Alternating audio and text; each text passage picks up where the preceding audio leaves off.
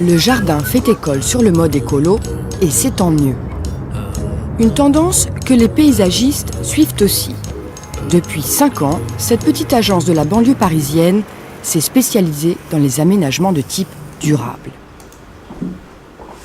La cliente voulait un jardin sans entretien et on lui a proposé donc de faire un jardin écologique avec des matériaux de récupération, une prairie fleurie. Donc on a vraiment plusieurs types de plantes qui ne se taillent pas, qui se ressèment naturellement. Et ce qui est très intéressant en fait, c'est que ça demande très peu d'entretien. Donc vraiment une taille ponctuelle, une fois dans l'année. On lui a proposé aussi de mettre à l'intérieur de ce jardin une terrasse en bois thermotraitée. Donc ça rentre tout à fait dans un caractère justement écologique. Bonjour. Vous allez bien? Et vous? Ça va très bien, merci. Bonjour, entrez. Alors, comment va le jardin? Écoutez, vous allez voir, le jardin a poussé. Il y a tout juste un an, cette cliente de Montreuil près de Paris a cassé sa tirelire pour redessiner son jardinet de 220 mètres carrés. Oui. Alors là, il faudrait en fait retailler toutes les valérianes si on veut qu'elle refasse une deuxième floraison. Ça a nettement poussé. Donc là, on a pris de l'ardoise en revêtement de sol, ce qui évite d'avoir du gazon qui est relativement très polluant parce qu'il faut prévoir pas mal d'engrais, pas mal d'herbicides. Donc en fait, c'est simple, c'est de l'ardoise recyclée qui est issue des toitures.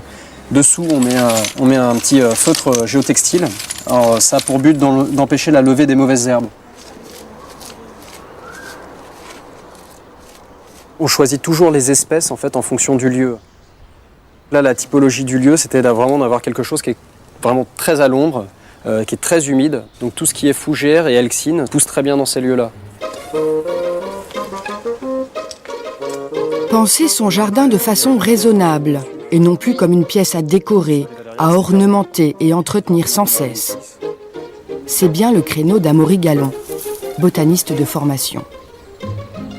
Avec lui et pour satisfaire les urbains, la nature, le sauvage reviennent au galop, au grand galop. S'il est facile d'adhérer au principe, il faut surtout en apprécier le rendu.